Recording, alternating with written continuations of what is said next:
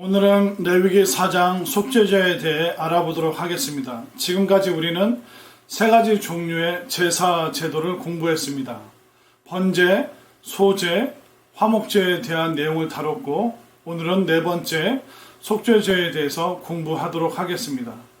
속죄제는 우리가 살면서 무심코 저지른 죄에 대한 용서의 방법을 설명하고 있습니다. 우리가 살아가다 보면 부지 중에 또 우리의 생각이 게을러서 잘못을 범하고 또 우리의 말과 행동이 죄가 될 때가 있습니다. 그런데 내가 몰랐다고 해서 죄가 안 되는 것이 아닙니다. 교통법규를 잘 몰라서 어겼다고 해서 그것이 죄가 안 되는 것이 아니죠. 내가 모르고 독극물을 먹었다고 해서 그것이 내 몸에 해가 안 된다고 말할 수 없습니다. 우리가 무심코 상대방에게 부주의한 그런 말을 하고 또 감정을 해집는 그런 말을 던질 수도 있습니다. 우리가 생각지 못한 그런 일들이 또 내가 느끼지 못했던 일들이 큰 죄로 여겨질 수 있습니다. 그래서 우리는 살면서 수많은 그런 잘못을 저지르기 때문에 이 속죄죄에 대한 분량이 굉장히 깁니다. 레위기 4장 1절부터 5장 13절까지 굉장히 많은 분량을 할애해서 성경은 우리가 무심코 저지르는 죄에 대해서 반드시 또 분명히 해결해야 한다라고 말하고 있습니다. 그러면 구체적으로 어떻게 해야지 우리가 무심코 저지른 그 죄에 대해서 해결을 받을 수 있을까요? 먼저 첫 번째, 우리는 죄를 깨닫고 인정해야 합니다. 오늘 본문 4장 13절과 14절 말씀을 보겠습니다. 만일 이스라엘 온 회중이 여호와의 계명 중 하나라도 부지 중에 범하여 허물이 있으나 스스로 깨닫지 못하다가 그 범한 죄를 깨달으면 회중은 수송아지를 속죄제로 드릴지니. 우리가 나의 잘못에 대해서 깨닫지 못하다가 말씀을 듣고 또 때로는 사람의 충고를 통하여 내가 잘못했다는 것을 인지할 때가 있습니다. 잘못을 깨달으면 어떻게 해야 됩니까? 인정해야 합니다. 그런데 많은 사람들이 나만 그런 것도 아니고 대부분의 사람들이 다 그렇게 삽니다. 그렇게 말을 합니다. 그러나 그것은 우리에게 핑계나 변명일 뿐입니다. 하나님께서 우리 마음 가운데 깨닫게 해주신다면 우리는 그것을 인정하고 또 마음을 다해서 진심으로 회개해야 하는 것입니다.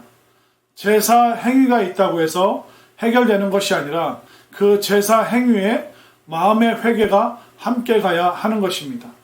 우리가 예배 자리에 참여했다고 해서 예배를 드린 것이 아니라 우리가 마음을 다하여 예배할 때 하나님께서 받으시는 예배가 되는 것입니다.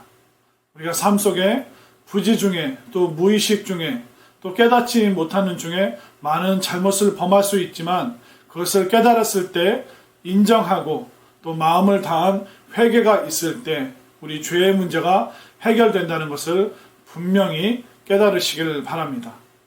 또 두 번째, 오늘 본문 말씀을 보면 사회적 신분에 따라 이 속죄죄의 문제를 해결하는 방식이 다 달랐습니다. 하나님께서는 사회적 신분에 따라서 요구하시는 그 책임이 다 다릅니다. 한번 살펴보겠습니다.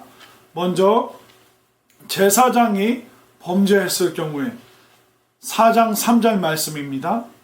만일 기름 부음을 받은 제사장이 범죄하여 백성의 허물이 되었으면 그가 범한 죄로 말미암아 흠없는 수송아지로 속죄 제물을 삼아 여호와께 드릴지니. 제사장이 속죄의 문제가 있을 경우에는 수송아지를 드려야 했습니다. 그리고 4장 22절로 가보겠습니다. 만일 족장이, 여기서 말하는 족장은 오늘날의 사회적 리더라고 생각하시면 될 것 같습니다. 만일 족장이 그의 하나님 여호와의 계명 중 하나라도 부지 중에 범하여 허물이 있었는데 그가 범한 죄를 누가 그에게 깨우쳐 주면 그는 흠없는 순염소를 예물로 가져다가. 사회적 리더가 잘못을 범했을 경우에는 순염소를 가지고 와야 했습니다. 또 27절 말씀을 보겠습니다.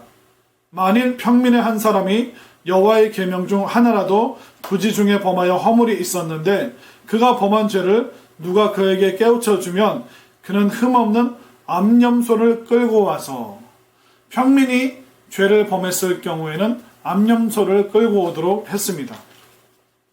그리고 5장 7절 말씀으로 가보겠습니다. 5장 7절, 만일 그의 힘이 어린 양을 바치는 데에 미치지 못하면 그가 지은 죄를 속죄하기 위하여 산비둘기 2마리나 집비둘기 새끼 2마리를 여호와께로 가져가되, 조금 더 가난한 사람에게는 집비둘기나 산비둘기를 드리도록 명하고 있습니다. 그리고 5장 11절 말씀을 보겠습니다. 만일 그의 손이 산비둘기 2마리나 집비둘기 2마리에도 미치지 못하면 그의 범죄로 말미암아 고운 가루 10분의 1 에바를 예물로 가져다가 속죄 제물로 드리되, 가난하여 비둘기도 못 드리는 사람은 곡식 가루를 드리도록 하나님께서 명하고 계십니다. 결국 우리의 사회적 신분에 따라서 범하는 죄의 모습도 다르고 양상도 다르고 또 그 경중도 다 다릅니다. 그렇기 때문에 우리는 사회적 신분에 따라서 분명히 그 죄를 인지했다면 그것을 깨닫고 또 마음을 다하여 회개하고 또 사회적 신분에 따르는 구체적인 행동들이 있어야 됨을 우리가 알 수 있는 것입니다. 하나님께서는 사회적 신분이 높을수록 더 큰 성결을 요구하십니다. 우리는 믿지 않는 자들과 다른 신분을 가지고 있습니다. 우리는 하나님 백성이라는 그 신분으로 이 땅을 살아가야 됩니다.